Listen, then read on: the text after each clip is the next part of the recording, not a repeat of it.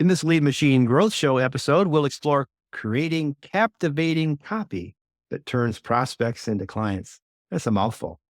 You'll learn the essentials of writing sales pages and landing pages that truly convert with a focus on clarity, engagement, and action. That means calls to action. Expect practical tips on expressing your unique value proposition and strategies to elevate your online presence, ensuring your messaging not only captures attention, but also compels your audience to take action.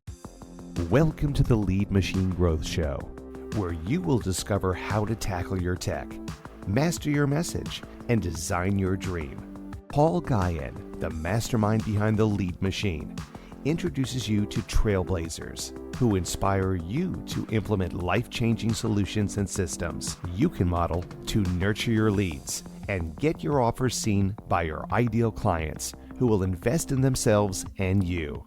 Be sure you visit our website at www.leadmachinegrowthshow.com.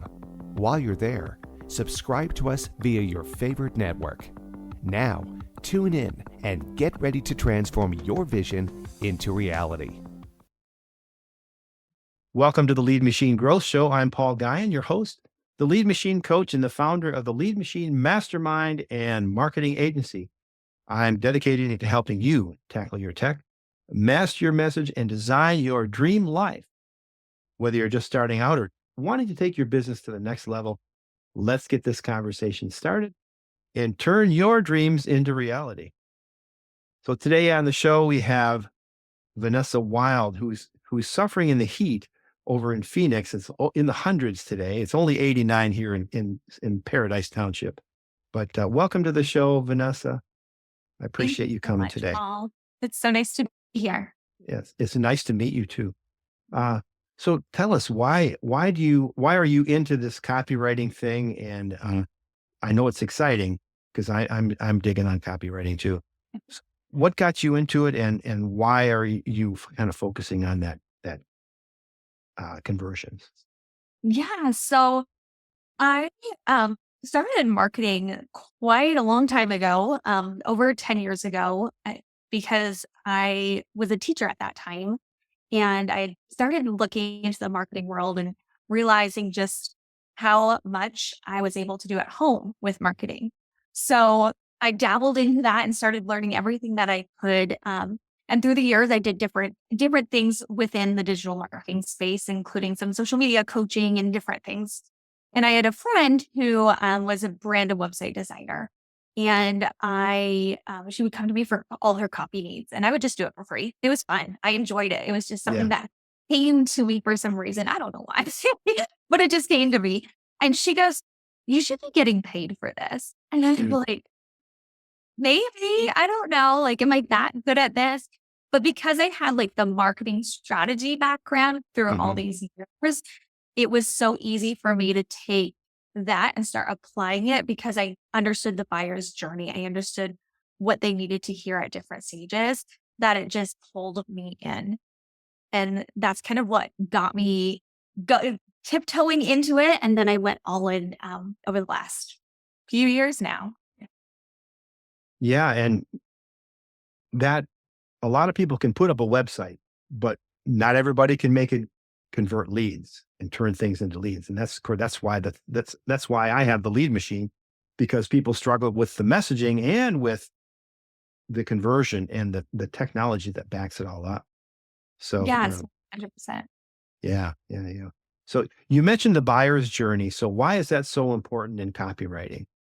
Yeah. So when people come to you, it's going to be at different stages, and what they need to hear, depending on that stage, is going to vary.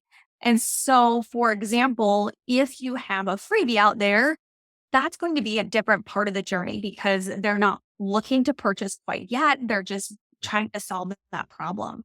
And so how you speak to them at that stage is going to be different than when they land on your sales page, because at that sales page, it's more of talking to that need of, oh, I need to buy, I need to get this item or this course or whatever it is that they're wanting to purchase at that stage. So you need to speak more to that stage versus the beginning, the explorative type stage.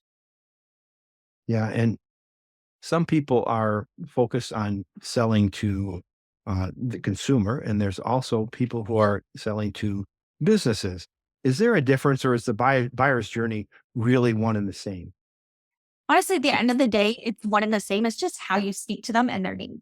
But that varies from niche to niche as well. And so if I was in the health and wellness space versus talking to someone within, let's just say, life coaching space, it's going to be different how I speak to them as well. And so if I speak to B2C versus B2B, the foundation of what you're saying is going to be the same, just how you say it's going to vary. Right. Right. And so, what are some of the key things that, so if we have a buyer who, or a prospect who's come to your freebie, and so there's some sort of ad he might have responded to, or she might have opened an email that she's already on your list or something. But uh, there's a landing page, and how do we get that to get them to put in their email and their address, or their email address and their name, if that's what you need, and actually take the action that you want to. What are some of the key things that you want to have on that landing page? Yeah. So the very first thing is really nailing in that headline. What I see a lot of people do is they put the name of their freebie as the headline. Yeah. And well, it could work depending on the name of your freebie.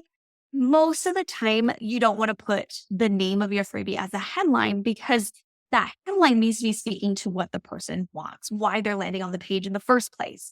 So utilize that real estate right there to pull them in of, ooh, I want that outcome. I want that desire. I want what they're trying to sell me, right? Or not sell me, but what they're wanting me to opt into right there. So take out that like thought, I have to put the name of my freebie as the headline. And that right there is going to help. And then also you want to make sure your call, like the words on your button are really clear too. Sometimes we want to get fancy and fun and be like, woohoo, I want to do this or something.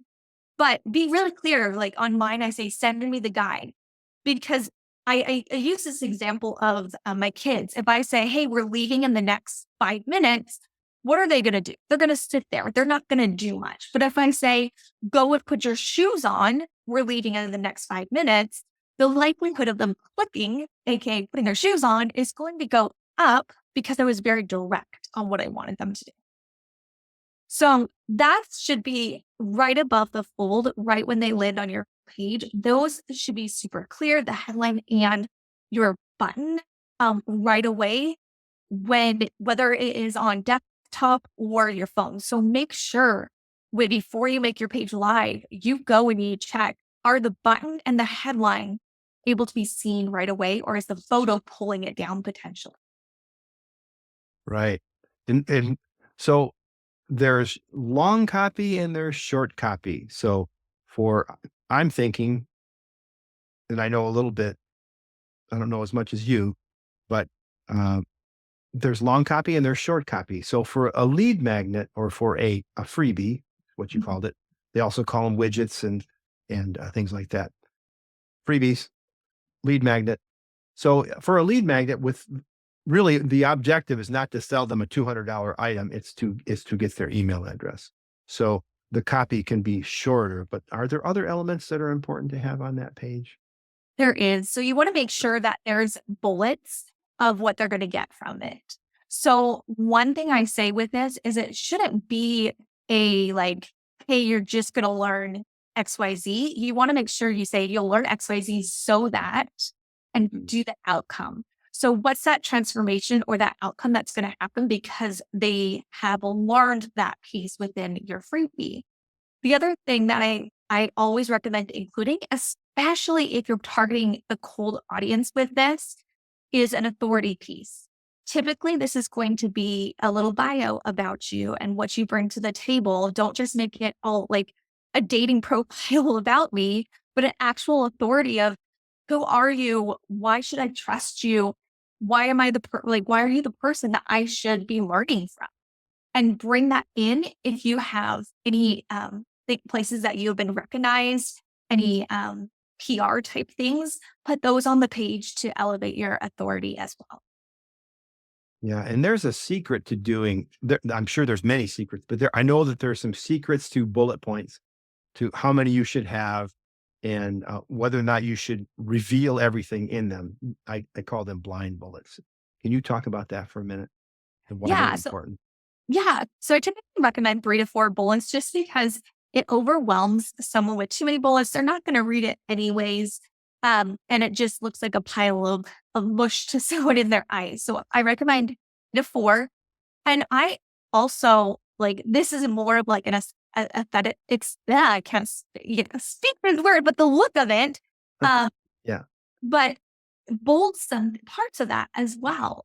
And so like bold the transformation that's going to happen potentially, or if let's just say if the template that you're using for your freebie and that template helps someone get a 50% return on ad spend from that specific ad template, then and you put that there as something that then highlight the 50% return on ad spend, and bring that to light so that when they're scrolling with their eyes, which is what we do as humans, typically we don't read the whole thing. We catch the most important parts of it.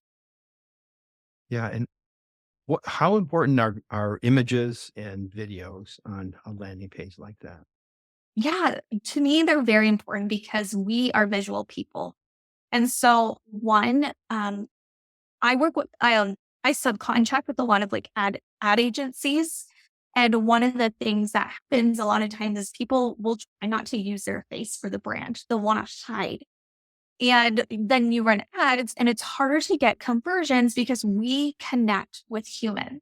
Mm. And so because we can't actually see people, we through the computer, we use photos to help connect with the person on the other end.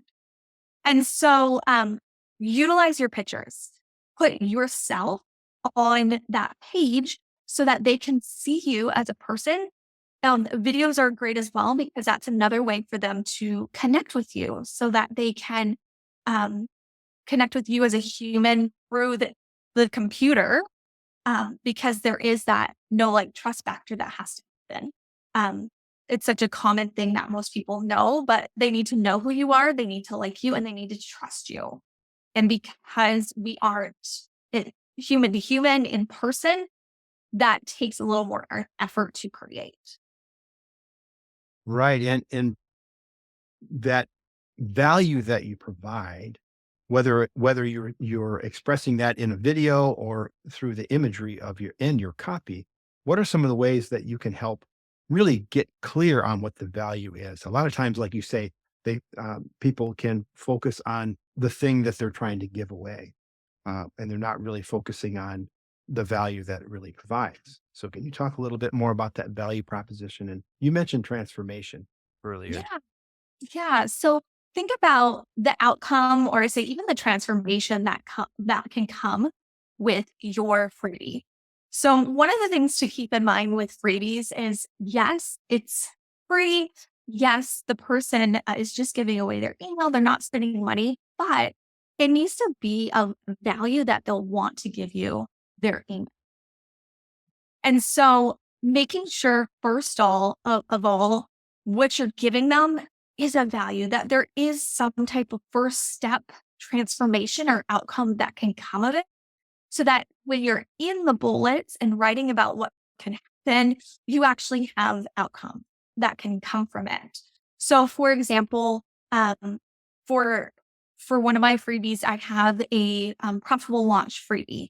And so with some of these outcomes, I'm talking about how you can learn what these 5, 6, 7 figure businesses are utilizing for their launches so that they can have their most profitable launch yet. And so we're speaking about that outcome that this will provide for them and putting those in the headline, like what's that outcome right in that headline, and then breaking it down within the bullets as well. Okay. And so before we move on, I want to also, are there other things that should be on that landing page that lend credibility to that offer? So those would be the main things, but you could also put testimonials, which would up authority. So this can be one of two things. You could put testimonials of people that have utilized that freebie and they've said some great things, or just testimonials to talk about your authority. So it doesn't always have to be directly related to that freebie, but it could be directly related to just you and your teachings. And those are fine to put on the page. Yeah, because sometimes if it's a brand new freebie that you're sort of testing the waters, you need to have some testimonials, and we should always be getting testimonials. Yes. Yeah. Yes. Asking for them. So you mentioned a first step, and that leads me to think about, okay, so I have no idea what I should be offering as a lead magnet. So how do I choose something that could be a first step that would be maybe part of my offer, my big core offer? Yeah. That's a softball question there, but I'd like to unpack that a little bit. No, it's smart because I've actually seen some even established businesses where they create freebies that flop. And part of the problem is they're not looking at the end. And so the very first thing is a lot of times we're like, okay, what's that first thing? What would they really want at the beginning? What would they opt into? But instead we have to look at the end of where they're going. So we're having people opt into something. Where are we leading them to? What is the end offer that we're wanting to get them to? So is there what is it, a course? Is it a done for you service? What is it that you're leading to? And so it has to make sense what they're leading to from that freebie. So I typically say, think about your course and what's the very first thing that either they need to know before they take that course, or a very first win that they can have. Maybe a very first step within that course that you can bring out and use as a freebie, because you want them to have a win where they feel like, ooh, like this person can get me results. This person can help me. And so it's a natural next step because you've made sure you've come from the back end. It matches with your course. And then two, you're giving them a win where it naturally makes sense for them to continue working with you. Right. And so if you're a dating coach, one of your freebies could be how to create a compelling profile, right? Mhm. Because that would be the first step, really a first step. Well, one of the first steps, because you'd also want to, you'd want to say, okay, what am I looking for? What kind of relationship do I want to have, and that kind of thing too. So an assessment would also be a good thing. I think the profile though, the assessments are like homework. A profile is like, yeah, I know I need to have one, and I really want to dig into this. So that would be a really good one for a dating coach. And quizzes have become popular too. One nice thing with quizzes is that if you have multiple offers, you can easily lead your audience into the offer that would work best for them. I had a client one time, she worked with teachers, and she had different offers depending on what like what their skill level was, what they enjoyed within teaching. And she was helping them be able to go and get jobs outside of teaching. And so the quiz that we worked on led to her different offers. So if you really like doing this specific thing, hey, go into tech. If you really like the tech type of stuff. If you really liked designing curriculum, go more into this. And here's the offer that would help with that. So that Mm, can also be a really nice way to go about it as well. nice. And that kind of dovetails into my next question was, how do you increase conversion? So offering something like that, or not conversion, but engagement, is to kind of entertain people. What are some of the tricks and tips that you found that work well? Yeah. So quizzes Quiz. definitely. Yes. People love quizzes. It's just Mhm. in us, we want to find that answer. We're curious, but I have seen quizzes pop at the same time. And so it needs to be something, one, that makes sense for what you're offering and not just like a fun quiz, and it also needs to be of interest for the person. I've seen quizzes where it's very abstract in the language, where it's like, let's find out what, I'm not finding the right words, that like almost like your highest self, and what does highest self really mean? Yeah. So you need to really get specific in what that outcome will be. The other thing is on the back end, make sure you're utilizing emails after they opt in to keep them engaged. So check in and remind them about, hey, like you grabbed this from me or you got this from me. How's it going? What are your thoughts? And just check in with them to remind them about it. And then also making sure that it's something that is going to actually give them so much transformation. At the end of the day, reason they opted in is because they want the desired outcome that you're saying you'll provide. And if Yeah. they see that value right inside, then they're going to utilize it. But if they open it and they're like, oh, like this is really skim or there's not much to it or it's not very good, then they're just going to put it to the wayside. So make sure it's actually of value and something that will provide that outcome. Yeah, and I'm glad you mentioned follow-up emails because I was getting there. So we've got someone who's signed up. They liked our landing page. They're signed up for the help with their dating profile. And then the next step is you want to follow, you want to give them the thing that they requested, but you also want to help them consume it, right? So that they can get that transformation. What are some of the techniques that you've used or that you do in your follow-up sequences, follow-up Yeah. emails to help that make that happen? Yeah. So the very first email I like to send after that initial one. So that initial one, I don't like adding too much into it because they just want to dive into the freebie. I've seen people suggest adding like a bunch of information in it and stories and everything, but the person that you just sent it to is so intrigued, at least they should be, about your freebie that they're not going to look at anything else except click on it. So don't worry about adding too much to that. Make it simple to the point. Remind them what the outcome is so that they want to click on it right then and there and move on. The second email is that reminder email and introduction. So you want to think not everyone's going to know who you are. That grabs this. Some people will. Some people will have followed you forever and they decided to grab this freebie from you.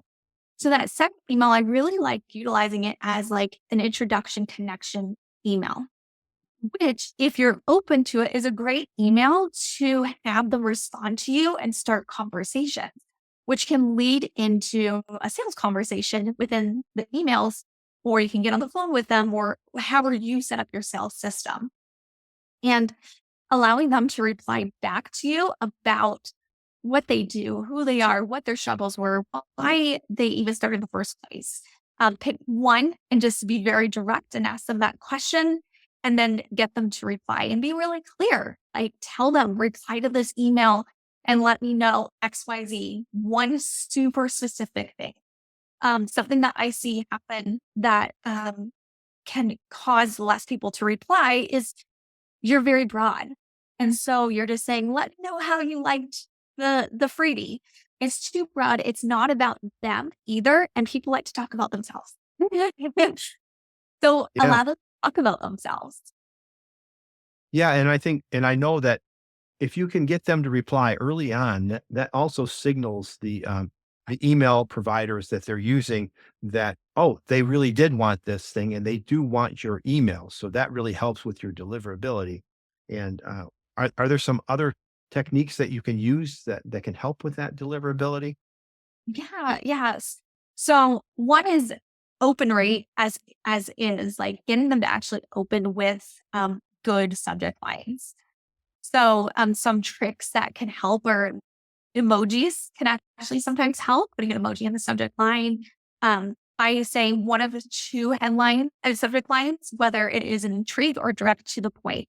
Um, so intrigue would be more of like, I one of my clients accidentally did this and it helped her get XYZ. And so they're like, huh, what did she do? And so there's that intrigue, or just be very direct and say, um, how to um, get your first date on a dating app. And Yeah. so they know directly what's in it. So open rates help. And then what's interesting is I'm not sure if you've seen, but there's this trend of this one word marketing out there. They do it a lot in social media, but you can utilize it as well in email. And all you need to do is once you've nurtured these people, you've taken them through, say, hey, um, are you still looking to achieve XYZ, the outcome? Um, if yes, reply with the word growth, and then we can, I'll give you more information about what I'm thinking about. And so then they respond to a sales email, which typically those don't get much response for. And then you could have that conversation and sales conversation. Oh, nice. That's interesting. So, so how long should a follow up series be, and where should it lead to?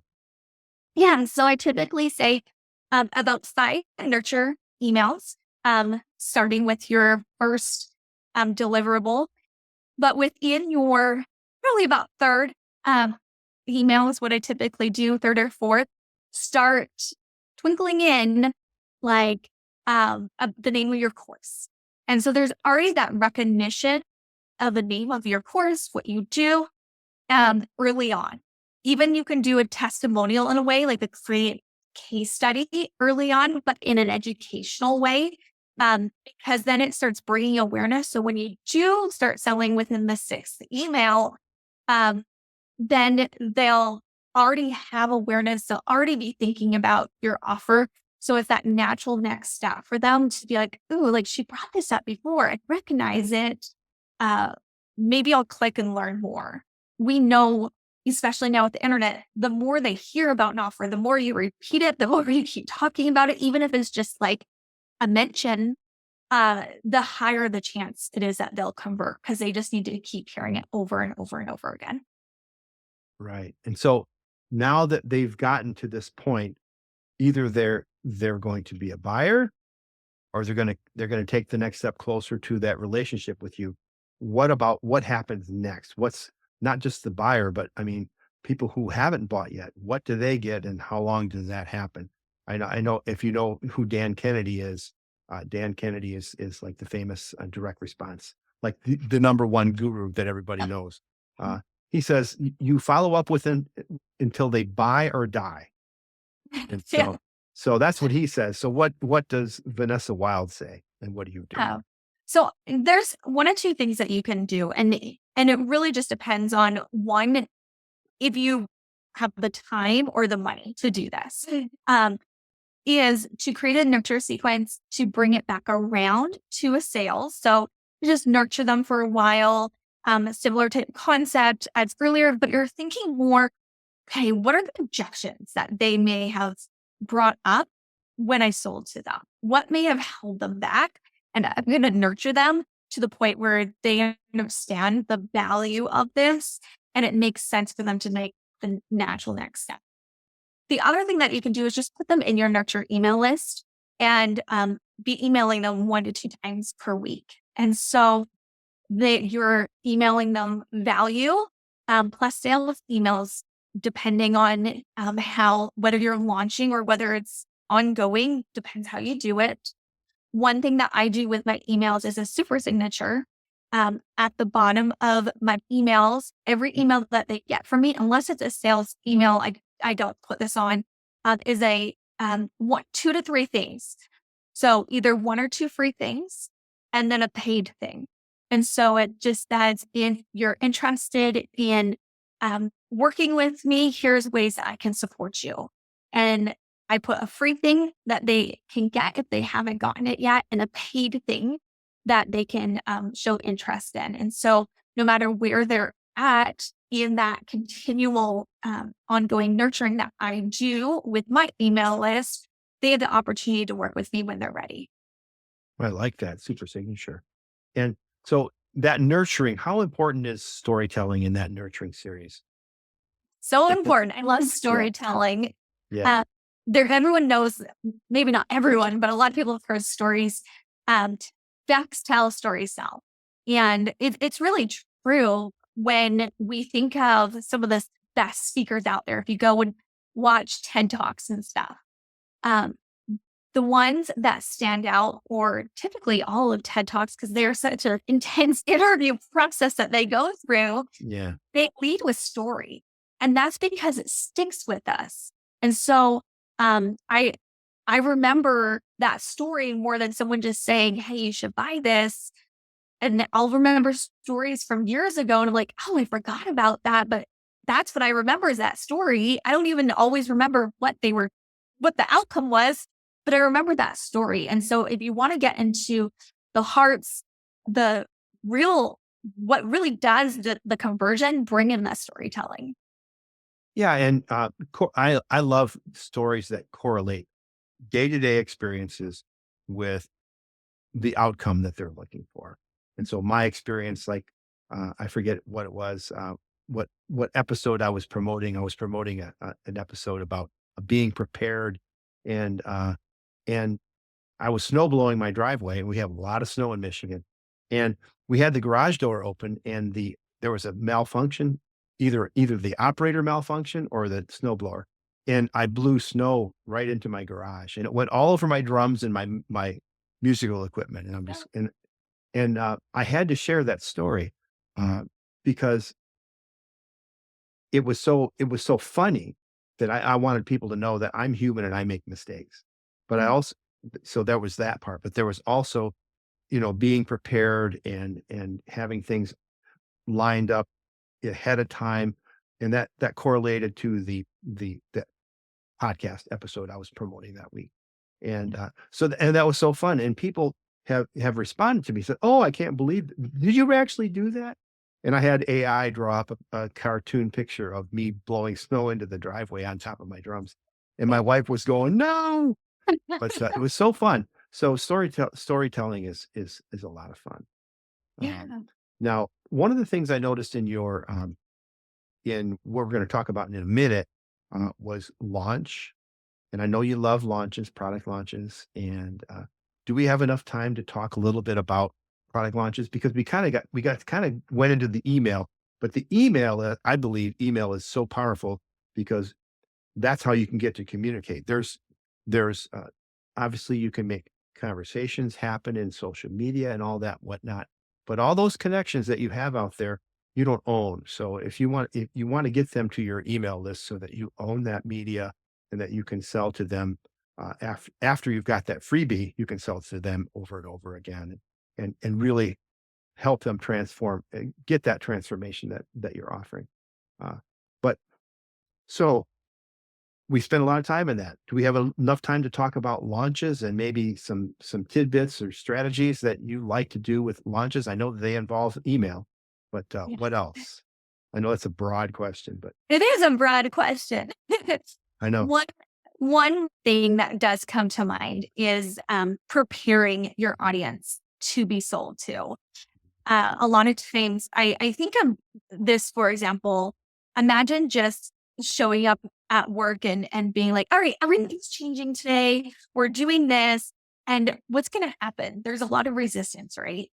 And so if you can do a pre-launch and a pre-launch email sequence, you're going to create awareness around your offer before you even launch. So you're kind of like preparing them like something's coming. I'm going to be giving something to you, and doing it along with storytelling, doing it along with like education, and saying, "I'm going to be talking more about this soon. Mark your calendars for this date," or "I'll give you the date in a couple days." You're going to have them holding on for dear life. Like, what is coming to light? What is happening? I think of it a lot too, of like um, TV shows. How many of us sit Yeah. down like a Netflix and we're binging it and we're annoyed when it gets to the at the end of something and the new episode don't come out till next week. And we're like, Oh my goodness. Or and next so year, next season, right? season That's the goes. worst. Yeah. And so bring that to light into those emails. So there's that intrigue, that excitement building to your launch. So when you launch, it's not out of nowhere. They're already primed. They're already ready. So when it comes, their likelihood of them purchasing is increased. Right. And, maybe we can have you back on and we can just talk about product launches or launches. Would you be willing to do that? Because I know we Yeah. don't have time to dig into that, but there's so much planning to it. One of my favorite product launch guys is Jeff Uh-huh. Walker. Jeff Walker, Okay. the product launch formula, and and he's so masterful at it. And of course, he's a gazillionaire now, and now he's doing a launch on his AI chatbot series. I don't know if you saw that. Uh, but yeah, since I mentioned AI, and we know we can't delve deep into launches, so I just wanted to touch on that for a second. What about AI? And are you using AI? And how can we use it responsibly? And how can it help us write better copy and convert people into customers? Yeah. So I do this with AI. I believe AI is something that's here to stay. And so you either embrace it or you're going to be left behind. That's what I decided. And so I use it daily with what I'm doing. Um, so I utilize it in different ways. One of the biggest things that I do is make sure it understands the brand voice of what I'm writing for. And this is where a lot of people miss the mark. They just go in and ask AI to do something for them, but they haven't fed AI the brand voice. And so before you have it write anything, go and grab some of the copy, whether it's a social copy, whether it's emails that you've already read, and put it in here into AI and just say, hey, um, look at these emails, look at these social posts, and grab the tone of voice and brand voice from them. And so once you're able to do that, you will start seeing better outcome with what you're asking to write. The other thing I highly recommend is making sure you have templates. So it could be like fill in the blanks. It could be like the Mad Lib style stuff, whatever it is. Or maybe you see a post that you're like, oh, I really like the style of this. Use something to get it started. Because if you're having it right from scratch, I have seen it not take what the strategy that needs to be in emails or social posts or landing pages and just do its own thing. And it may sound okay because the brand voice is put in there. It doesn't have the strategy behind it that it needs so that it actually does the conversion the way it should. Right. So that's the two main things I have noticed to make it successful. Yeah. And I use AI an awful lot too in producing my podcasts and coming up with topics. And uh, I use Grammarly for proofreading, although I don't use it for marketing because it's a grammar thing, and you don't always use good grammar in you ain't gonna use no good grammar in when you're doing copywriting because it's more of a conversation, and Grammarly isn't always good at that.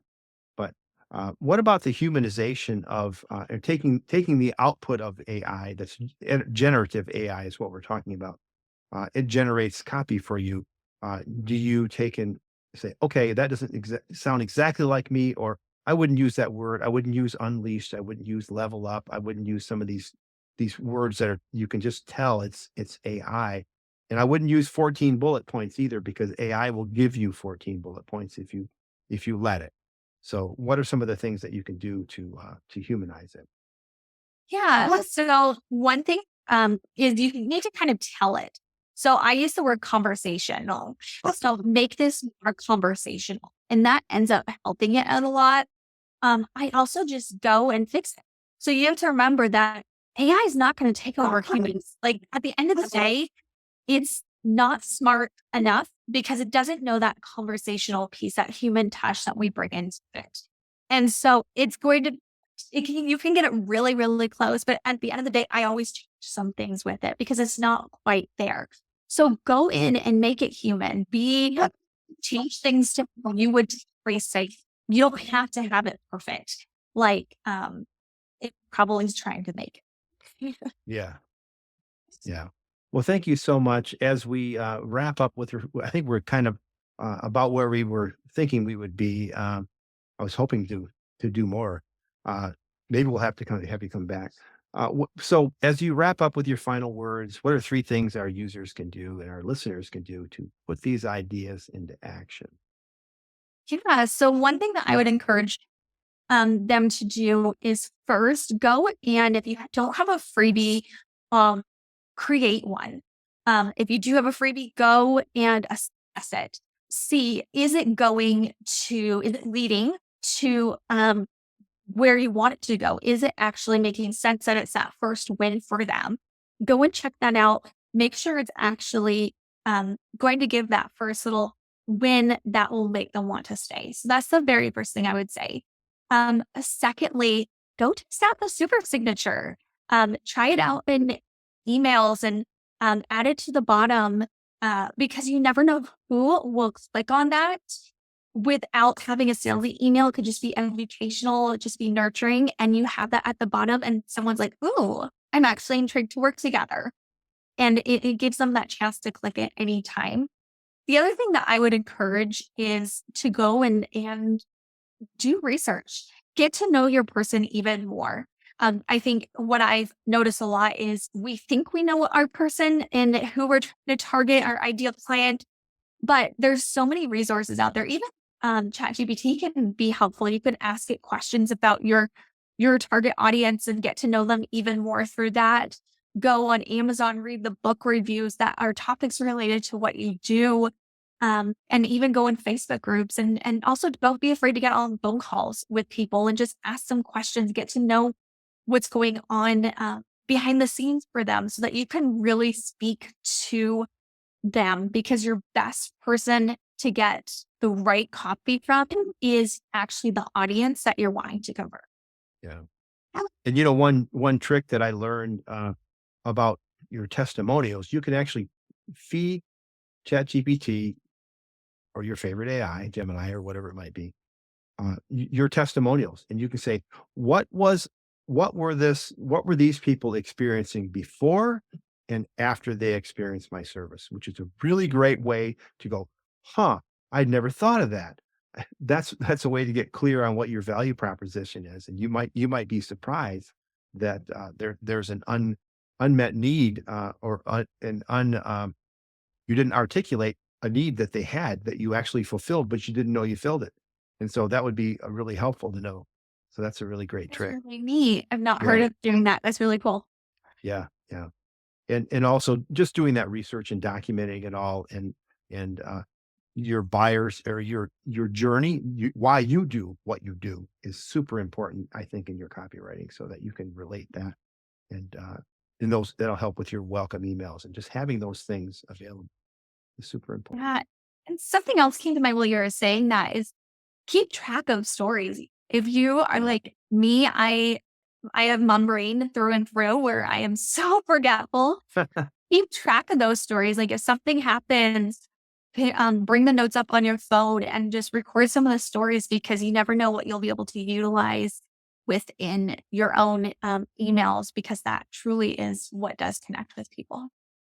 Yeah, and I think a slice of life, everyday life, is seems like it's not important, but you can always draw from it if you don't know what else to say, you certainly can. I mean, we have the contractors here today. They're cleaning off the gutters, and they're doing some stuff around the house. So I'm sure I'll be able to work that into something, hopefully.